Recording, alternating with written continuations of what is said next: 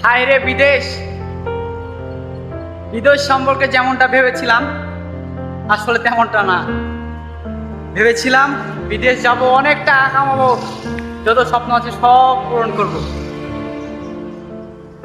আর এখন বিদেশ এসে প্রত্যেকটা শরীরের ঘামের ফোঁটায় বলে দেয় তার লুকিয়ে থাকা কষ্টগুলোর পরিমাণ। আসলে ভাই, বিদেশে যারা আসে তারা বুকে একটা পাথর চাপা দিয়ে আসে। প্রথমত ফ্যামিলি ছেড়ে থাকার একটা কষ্ট, দ্বিতীয়ত এখানে এসে কাজ না পাওয়ার কষ্ট।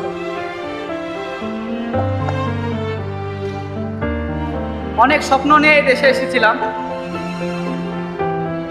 কিন্তু আসলে বুঝতে পার